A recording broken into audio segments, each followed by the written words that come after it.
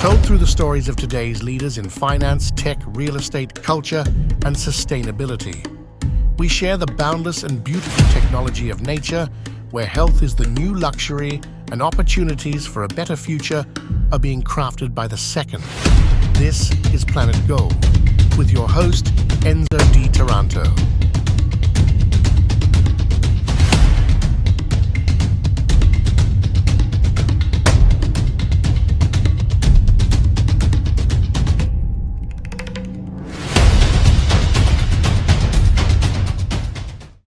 Welcome to this new edition of Planet Gold, my eco-podcast to re-engineer the global climate agenda at the Horizon 2030. Today, we speak with Zulfiquar Ghadiyali, who is the managing director of the private office of Sheikh Tahnoon bin Saeed of the United Arab Emirates. Zulfiquar is a visionary impact investor with a positive outlook on the planetary evolution with humanity that is expanding its consciousness towards protecting and regenerating the planet. We spoke about engaging the 2 billion young people worldwide through a smart use of technologies, particularly AI and the blockchain. Zulfiquar has multiple business interests from India to the Gulf countries, including in the energy and real estate sectors. In fact, we discuss on how sustainability is positively impacting multiple economic sectors of the world economy, from real estate to agriculture and fashion. Zulfiquar is a very passionate a leader in the impact investing space globally. His heart is full of joy and a positive attitude towards people and Mother Earth. And I really enjoyed speaking with him about how to re-engineer the global climate agenda so that not only entrepreneurs and investors have a more approachable policy towards this new multi-million economy that is creating enormous opportunities in the green and blue sectors globally. Anyway, enjoy this conversation with Zulfiquar Ghadiyali, live from beautiful Abu Dhabi. Enjoy and always love the planet. Welcome to this new episode of Planet Gold, the eco podcast to re-engineer the global climate agenda. This is a very special episode today. We have Mr. Zulfiquar Ghadiyali, who is the managing director of the private office of His Excellency Sheikh Tahnoon bin Saeed bin Tahnoon Al Nahyan. And I hope I pronounce the name correctly. But Zulfiquar, apart from his professional background, he's also a UN Global Peace Ambassador, a collaborator of the University for Peace, a beautiful human being that genuinely cares about the state of the planet and of humanity. So that philanthropic aspect also caught really my attention. With Zulfiquar, we met in Dubai at beautiful Hilton Habtoor Palace, where we had a mastermind on impact investing and on the opportunities that the new green and blue economies which are now multi-trillion economies, offer to entrepreneurs, to investors, and to the general consumers worldwide. So we had a very, very interesting conversation, and I'm sure that some of those topics will also pop up during today's podcast. So Zulfiqar, thank you again for your availability, your time. Are you in Abu Dhabi right now? Yes, I'm actually at one of the areas where I had a previous meeting, but yes, I hope the background noise is not very much and that we're able to talk, but it's a great atmosphere. I like natural air and I like wooden elements and I like garden and plants around me. So that's why this is the surrounding for me, so that's specific message through which I'm trying to pass here, that natural habitat is the best habitat. So yeah, that's what I'm here for. Absolutely. But indeed, absolutely. thank you. Yeah, but indeed, thank you for having me on this show with you. And yes, we are all, I would not call ourselves as champion of climate action or sustainability and all. I call myself a lover of the planet Earth. And we all must be in love with this planet to take care of this planet. And that's why you and I clicked in the first moment that we met with each other. Absolutely. And I really appreciate and value you pointing out that the settings in which we operate are critical also to convey the messages that, so it's like walking the talk, and so very, very much appreciated this first contribution of yours to convey the message of being and living and experience nature as much as we can in our daily lives. So I think that's a very powerful message that we start with the right foot, our today's conversation. I appreciate that. True.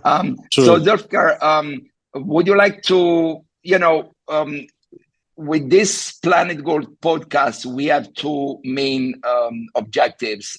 The first one is to convey the message that sustainability is the new gold, in the sense that, as we discussed earlier, this new multi-trillion dollars economy opens up a lot of opportunities for investors and entrepreneurs to not only doing good, but also making money, which is, the drive of the economy and of human beings.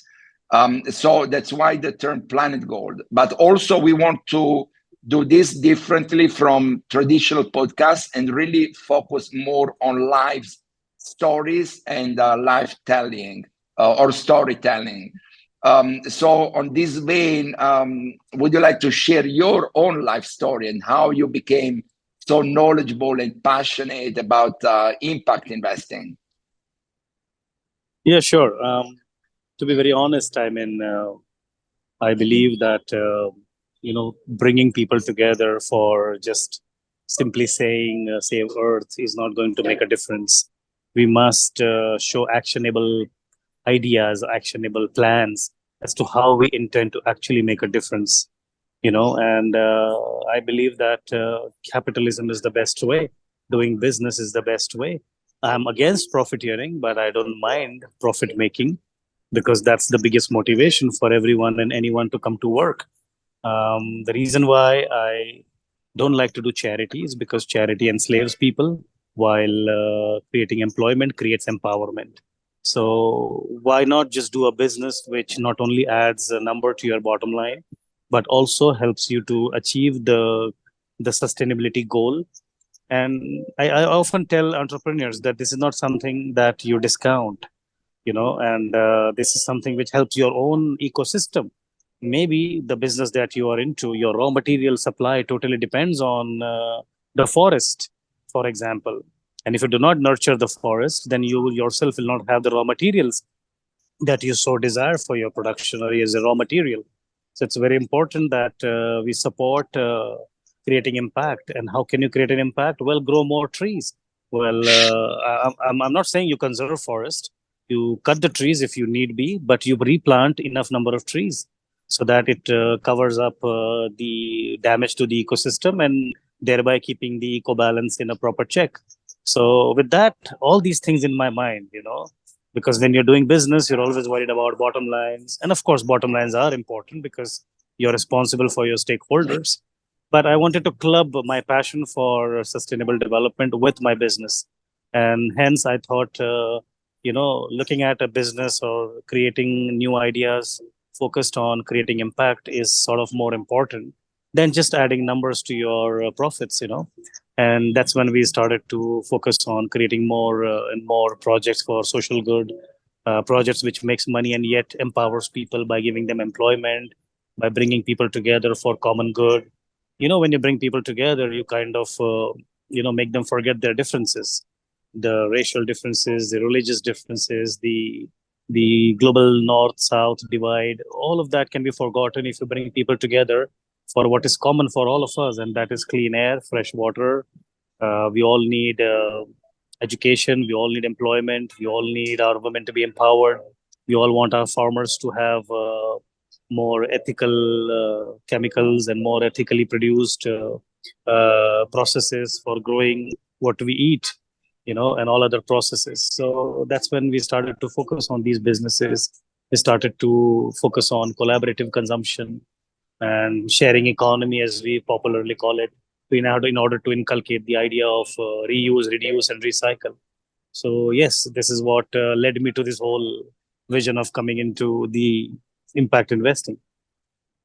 Absolutely, and that's very commendable. And I feel that more and more investors in the finance and banking sectors are becoming more conscious and more oriented towards the mindset that you just mentioned.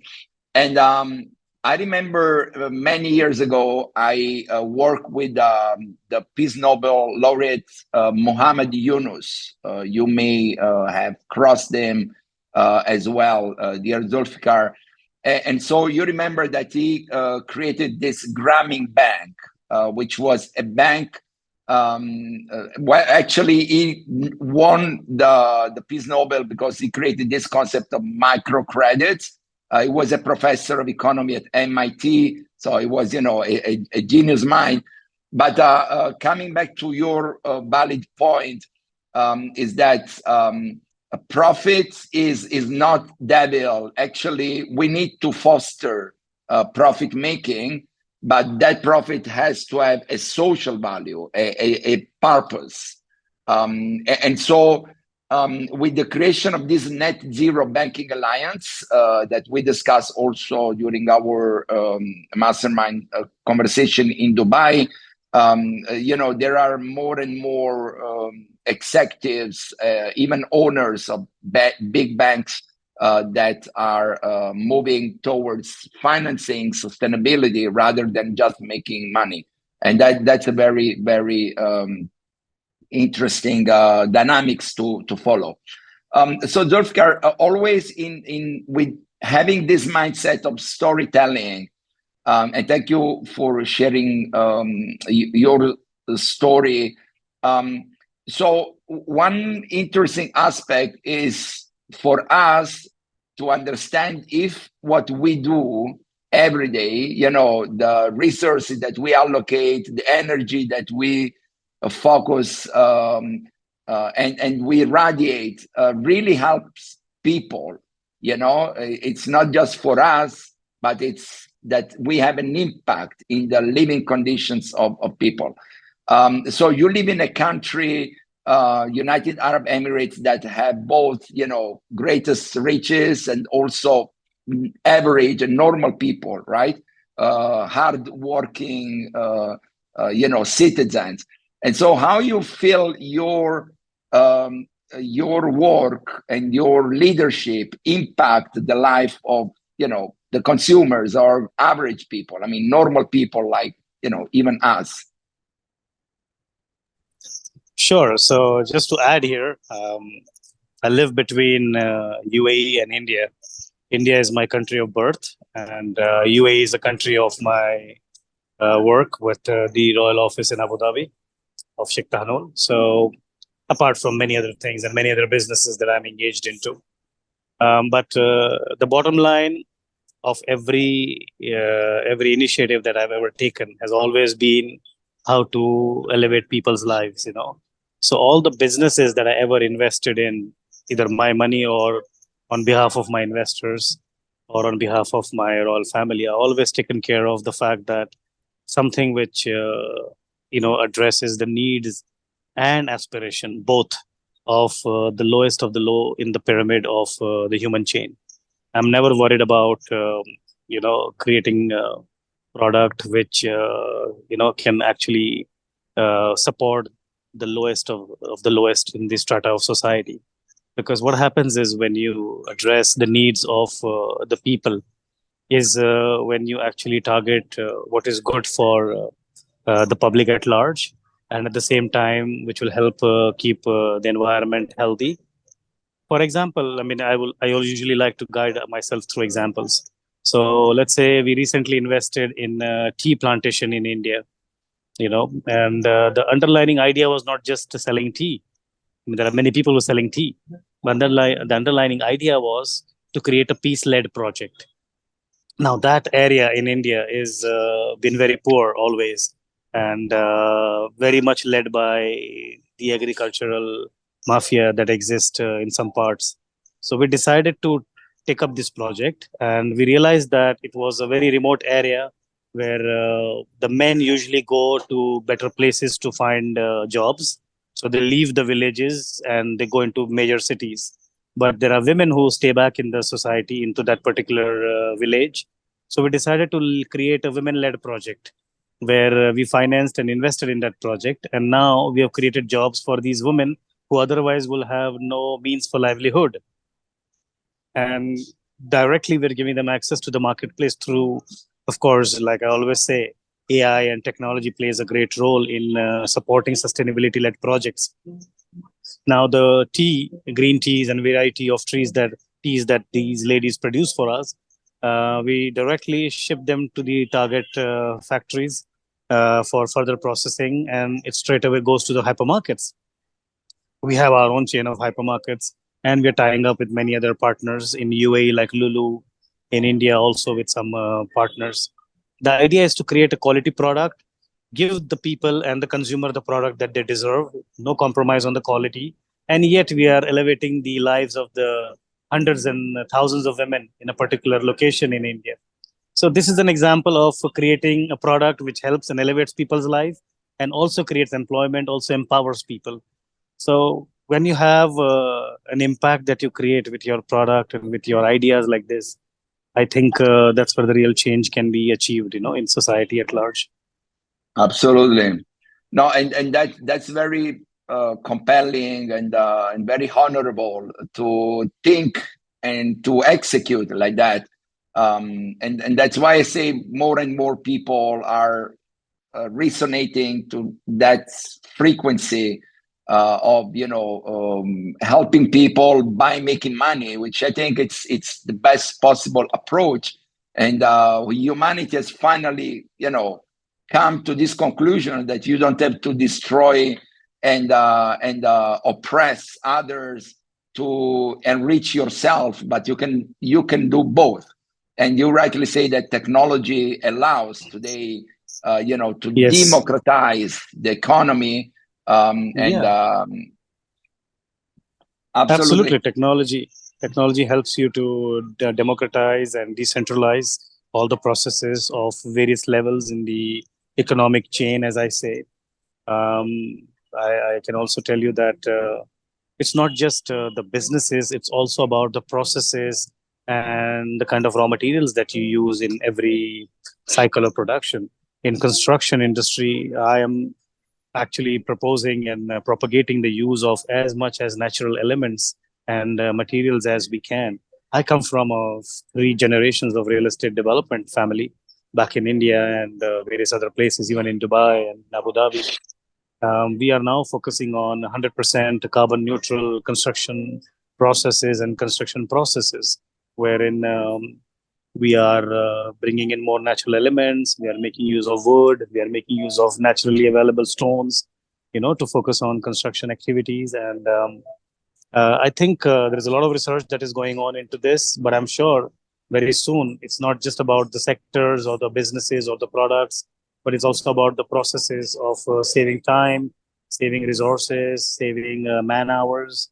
All of these things will have to come in play, and that's where we will achieve the true economy in a real sense. Where whatever we save is also added as a profit, and all Mm. those profits can be plowed back into supporting community-led projects. Look, I mean, I don't want to make money only for myself.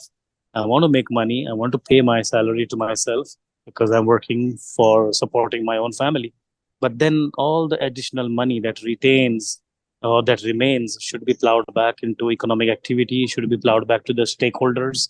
When I say stakeholders, not just your investors, but also your people who are part of your processes and your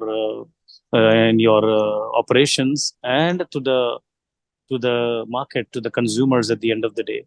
Because today people are not willing to buy your product just because you are Armani or a Gucci or a Prada. They want to see a real story behind the product. They want to see the real impact that the project or product makes. My own children, who are just young teenagers, they don't care for branded items. Well, if the brands also follow the same ethics, then they are welcome and happy to use those brands. But most importantly, more than the name, they are interested in, is it tested on animals? Do they employ laborers, and do they not exploit the laborers? There are these questions that kids nowadays, the generation, ask, and I think we have done phenomenal job in raising them in the right way. So it's about creating the right processes, following the right ethical practices, and supporting communities, which leads to economic development. Now, Muhammad Yunus model that you talked about, it has elevated a life of millions and millions of people in especially eastern part of India and Bangladesh, which is to the east of India. What it has done is it has basically empowered the most vulnerable and the most affected people who had given up on the world, people who had given up on governments, people who had given up on society at large. They have gone ahead and empowered those people. They have gone ahead through this model of microfinancing. They've gone ahead and given hope. Most importantly, I always say, more than money, it's the hope you can give to someone. Hope. Yes, and totally. it has created that, hope that even we can do business, even we can create impact through smallest of the small things. I mean, these loans are not more than $300 sometimes maximum $1,000 loan, but to someone it can be a huge money. A bicycle may be nothing for a rich kid, but a bicycle for a man who can use that bicycle to load his merchandise and go and sell across various locations is a lifeline Right. for him. Absolutely.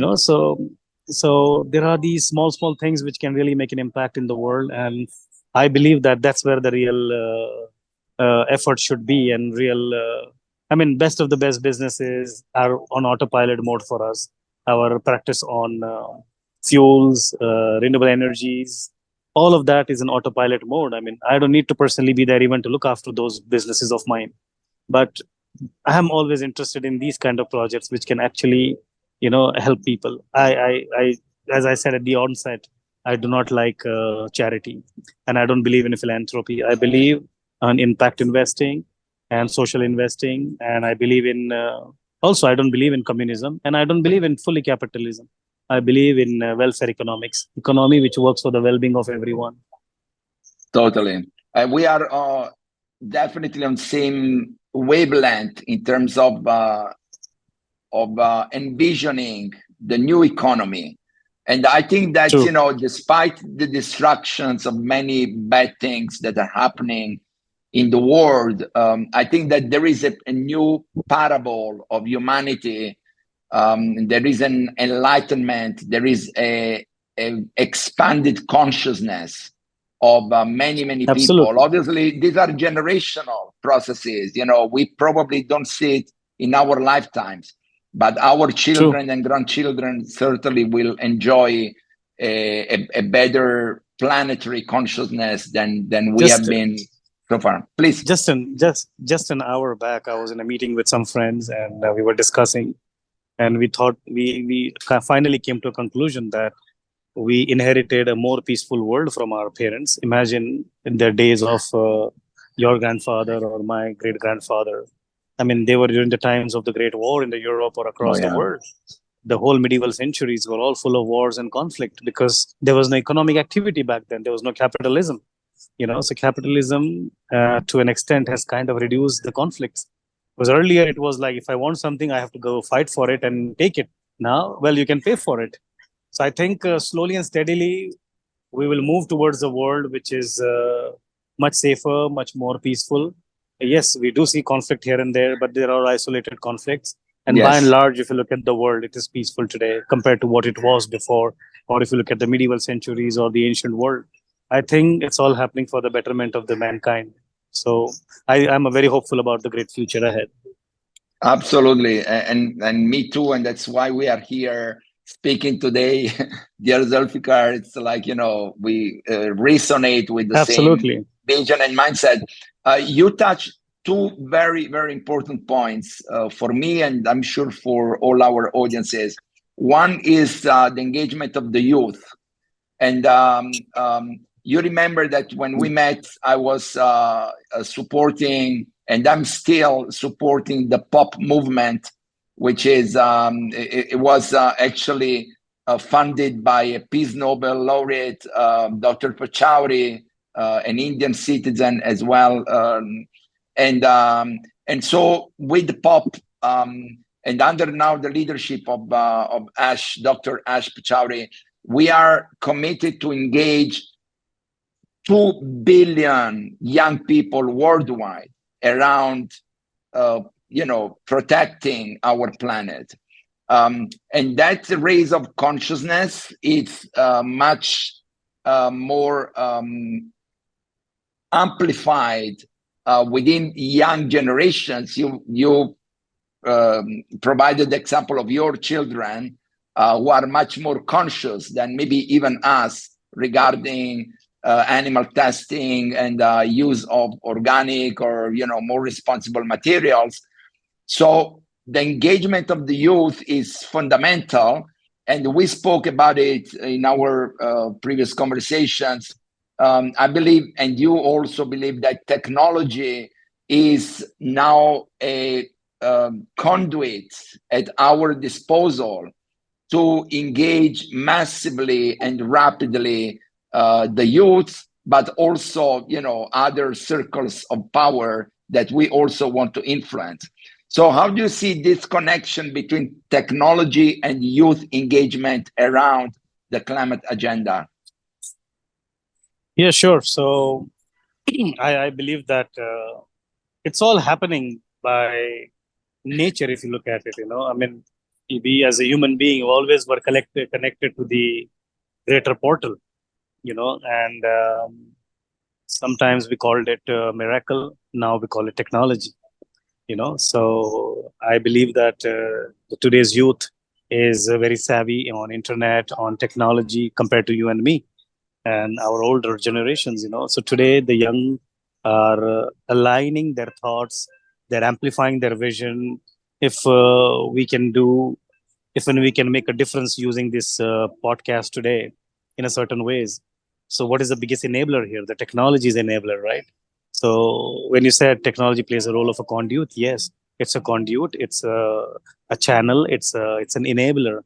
So I think joining hands with technology, in fact, at University for Peace of the UN, when we initiated our idea, the idea was to create capacity building vis-a-vis the youth of the day-to-day. Like how many CEOs, how many chairmen, how many common people that you meet on the street who understands what's the full form of SDG, and even if they understand what SDG stands for, how many people actually know what are those goals? Very few, very few, I should say. Exactly. And then how those goals percolate into ESG. There are goals which are good for environment, keeping in mind the environment. There are goals which are keeping in mind the society at large. And then there are goals which are totally for governance. Now, when you talk about technology and its implementation and its penetration, somebody once in an event, in a conference, asked me, why you're supporting blockchain? It's an expensive technology. Why you are propagating cryptocurrency? Isn't that the crypto mining result in depleting resources and very expensive when it comes to both financing and as well as Energy. on natural energy? So I told them, listen, but it also helps bring transparency. It also decentralizes governments. It Totally. also brings about the democratization, and governance is one of the major challenge us people in the developing world or underdeveloping world, where politics and corruption is the biggest reason for all the pilferage. Not that they don't have resources. What's the difference between a developed country and a developing country? The difference is who utilizes the resources in a better way, be it a human resource, be it their monies, be it their any other natural resources. Today in Africa, there is no dearth of resources. There is no dearth of human talent or people. The only thing is they have not utilized their resources in the right way or in a proper way. So it's all about creating governance. It's all about creating an engaging society to achieve both environmental and governance goals. So it's very important for us to understand how SDG can percolate into ESG, and the ESG framework can help banks to kind of touch and quantify. Sometimes we all get accused that we are not investing enough or financing climate projects. The reason being is that because there is no, I mean, everybody talks. Talking is nice. We all talk about sustainability, but how many can bring those goals to a bottom, to the point where we actually can see a workable model? Can we see a design which is ready to be executed, or a business plan which is quantifiable, where you can say, okay, this is like $1 going in and $2 coming out. So unless and until we create practical business plans focused on quantifiable goals and outcomes and assessment of impact, it's very difficult even for financiers and investors to put their money in. And I think that's where very important it is to create capacity. And that's what at UN, United Nations University for Peace, my idea was to create, not a peace-led project, but sustainability-led projects where peace is the result. We all want peace, yes, but idea of peace is different for all of us. For us right now is totally different. For someone in Palestine is not to get killed today. For someone in Africa to walk for 20 kilometers and still find water. That's their idea of peace. So idea of peace is different for all of us. But we all need clean water. We all need fresh air. We all need education, employment, healthcare. And that's where I think the goals have to percolate into, and that's where the real investment has to go, in order to bring the sync between the youth and the technology, and use the technology to enable the youth to achieve their goals, and empower the youth to use the technology where we can achieve our goals. It's all intertwined with each other, if I may put it across this way. Absolutely. Exactly. No, it was very clear. Thank you for outlining it so clearly for us and our audiences, Zulfiquar. You also mentioned another point, which is different, but still in the same path of creating impact. So you and me, we both understand the importance of engaging massively the youth, but also to influence the elites, because obviously, there are a few people, a few circles of power who are capable to take decisions that then impact the majority of the global population, of the world population, right? So we want to also influence the rich and the famous in some way, if I can simplify. Yeah, in fact, at University for Peace, the reason why we joined hands with them and created Commission for Peace was coming to the point where we need to build capacity. In fact, if we want people to follow or achieve goals, we have to first train them how to go about that. So we were the ones, in fact, who started the curriculum for capacity building. We started foundation training program in SDGs. We started program on peace-led developments.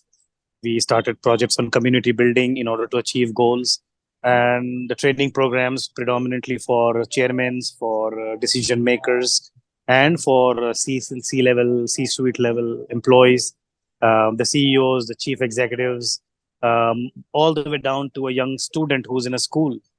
It is at different levels and different level of understanding that one needs to create about SDG and its percolation into ESG. I again and again repeat this because, SDG would be save Earth.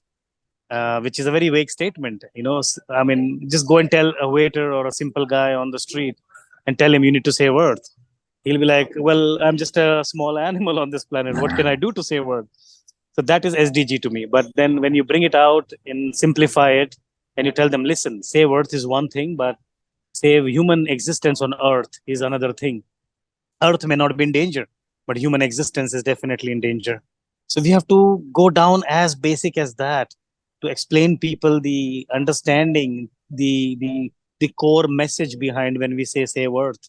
It's about creating the understanding as to what will not keep this Earth or this environment more feasible, or this climate which is available to us today, can we have it tomorrow?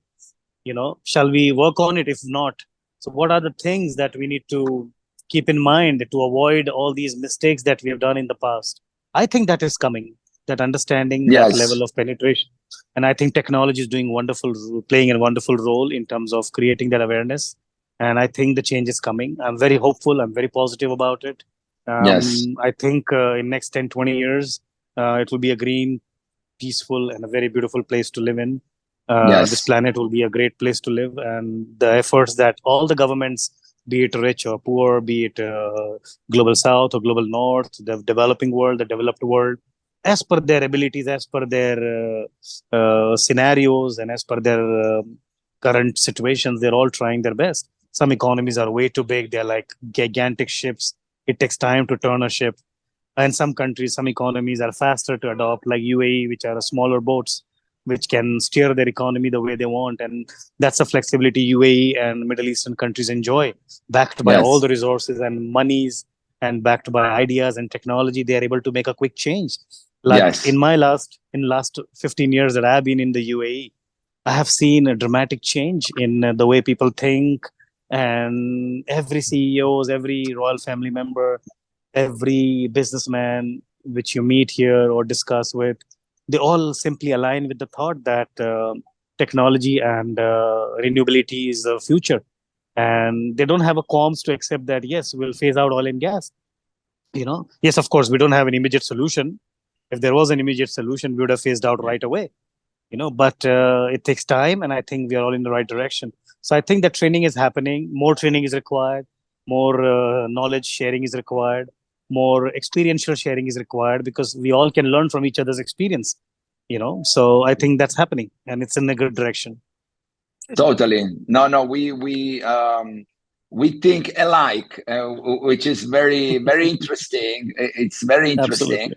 And also you pointed out, I mean, something very, very important for me, which is simplifying the SDGs. I was in the office of the United Nations Secretary General when the SDGs were conceived. So I played a role in that as well. And there was always against making them so numerous and so complicated. Nobody knows what SDG number 9 is. You see what I mean? Or number 13 is. It's even difficult to remember. And so actually with the Hadley Broadcasting Company, with Benedict, you already met, we are launching a series of very short SDGs, kind of communication videos based on life stories. So what SDG 9 means for me or for you or for our children. So it's very practical, and I think that will help, as you rightly said, simplifying the communication around SDGs and other related concepts. But Zulfiquar, before we're moving now towards the end of our very, very interesting conversation, but you also raised a very interesting concept of what we could call sustainable real estate, if I can call it like that, which is building or developing buildings that are more in harmony with nature. And so I want to tell you a short story based on my own experience, because I think it's valuable, and I would like to have your advice on it. So, as you know, my company is based in Miami, Florida, which is one, together with Dubai, these are the two cities that are growing in terms of developments very fast and a very high level. So all the luxury brands are building in both Dubai and Miami. So I collaborated first with the Aston Martin, building a residence skyscraper, a beautiful one in Brickell, Miami, and then with Bentley, also a very important developer is building a Bentley Tower in Sunny Isles, which is a little bit north of Miami. And so I organize mastermind activations, around climate issues in both residences to attract, the rich and famous, because once again, in addition to engage the youth, we also want to target those who have money and power to propel the climate agenda faster. And so Yes. Bentley Motors, I don't know if you know that, probably yes, but Bentley Motors, I mean the brand that builds the cars, they've made a commitment, a very interesting commitment, to become a totally sustainable brand by 2025. Okay. However, when I spoke with the developer building the Bentley Tower, I said, excuse me, but how do you translate in developing a building this brand commitment to be sustainable? And he told me, look, we do what we can, but if I should use only recyclable or sustainable materials, the building would cost me at least twice than what it's costing me now, and that would not be economically viable because it would be too expensive. And so there is always a fragile, a very thin line between respecting green certifications and try to be as sustainable as possible with the requirements of the economy and the market. So how do you navigate towards overcoming that paradox? Right. No, it's a very interesting question you asked me, and it's just not about real estate sector, it's across sectors, be it a fertilizer sector, be it a manufacturing sector, overall engineering, across all processes. If you notice, to shift from a fossil fuel or from a carbon positive material to a renewable material or a renewable source of fuel, it is going to be expensive because these are not mass produced as of yet. These products, like for example, the wooden composites or glass composites, which can easily replace the heavy concretes and heavy steel, which are highly carbon producing and highly polluting. The reason why they're expensive is not because they by nature are expensive, but sometimes wood is just plain available at nature, but it's simply about the processing of that wood. How many factories in USA you think of has wood processing? But if you talk about steel processing, well, every city has one. So it's economies of scale. I think that is coming soon, and that's where the real investment is required. When we say we need to invest in ESG-led projects, this is what it means. That we Yes, need to exactly.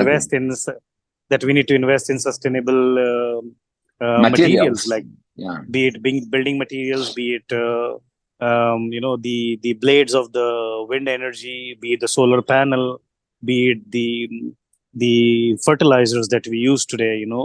There are so many of chemicals and so much of pesticides that are going into the soil, but they are cheaply available. That's why the farmers choose to put chemical fertilizer compared to an organic or a more conscious, I would say. Rather, there is nothing organic in my experience, but whatever, as close as nature that we can get, Yes. in terms of pesticides, in terms of chemicals, in terms of use of more naturally harmonious products, let's say that way. your beauty products that can use more sustainable and more eco-friendly products, which are not tested on animals, which are good for your skin, which are amply available in by nature, and which can help rural economies come up. So all of these are possible, but it requires a lot of investment and a lot of patience. So I think it's not going to happen in one day. Like I said, it's going to take its own sweet time. But even if we have started making an effort towards it, I think it's a great start. And I am seeing that there is a swift move. I see Yes. financial institutions, the banks, and even the corporations are understanding the benefits. The governments are taking efforts. The governments are supporting businesses which create more sustainable and more renewable product line or projects. So I think it's coming. The change is coming, but it's not going to be one day or 2 day or Yes. 5 years. It's at least another 3-4 decades of work that Yeah. is required. But So but we can accelerate that. Going back to the youth engagement point, we can accelerate that process of sustainable manufacturing, if I can call it like that, across all yes, sectors: food, absolutely. fashion, real estate, cosmetics, hospitality. So we can accelerate that process by influencing and raising more and more the consciousness of consumers, so that consumers require more of those items, and then the manufacturers produce more of them, because obviously, the items builders in any industry, they produce what people buy, right? So in Absolutely. that sense, the consumer is sovereign in the economy, because decides what products are sold or not sold. And so by impacting, influencing, orienting, guiding, educating the youth to buy more and more of those items. And this Hmm. process is in the fashion industry is very clear, and also in the food industry in some way, because Yes. young people are asking, those questions that you mentioned. Your children, they are asking, this Yep. T-shirt, how it is, created and produced.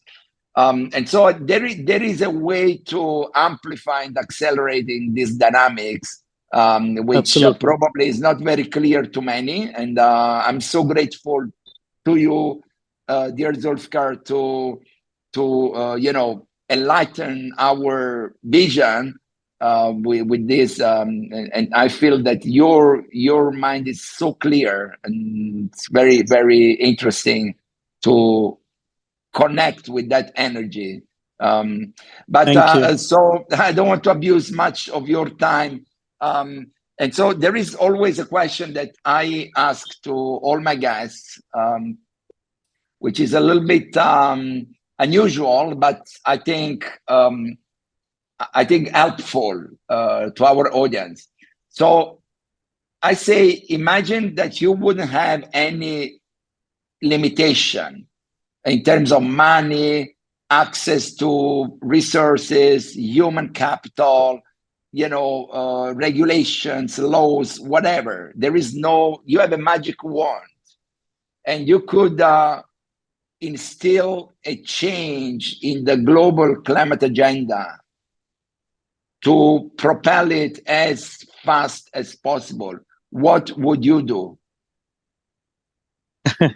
um, Anyone who knows climate change and its impact and sustainability can tell you that this is going to be the most difficult choice with the magic wand. But if I have to, for the sake of this conversation, I would say the first thing I want to do is completely reverse the way we think. The most important thing is how we think, because God created this earth and gave resources to us to satisfy our need and not our greed. So the one thing I want to change in the humans is our mindset, our thinking, our thought process. Even an carnivorous animal like a lion or a tiger will only hunt when he's hungry. He will not hunt when he's not hungry. But we humans, we just want to hoard things. We just want to accumulate things. We may need one car, but we have four cars today. We may need only few pair of clothes, but we have many, many clothes. We may need only one iron in the house, but we have 4 irons in the house. We may need only one phone or one gadget, but we have 5 gadgets today.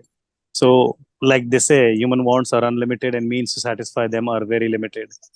That sync between the two is in our thinking, is in our thought process. So, if I had a magic wand, I would want to remove that greed from our mind and keep us as basic to our needs.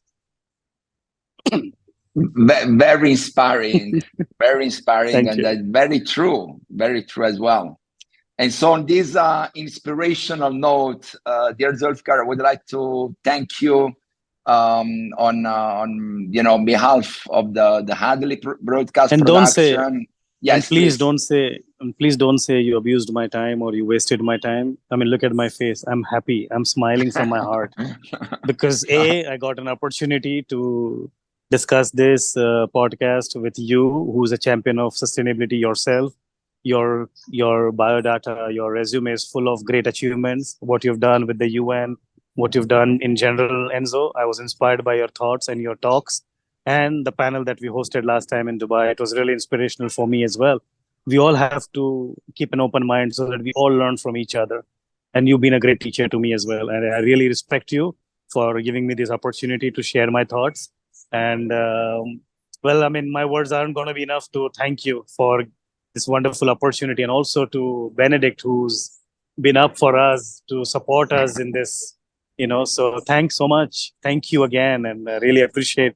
I hope this message goes to far and wide to each and every individual, and it becomes a guiding force, for all of us. Green is the good. I mean, sustainability is the new smart. Let's have hashtag sustainability for peace.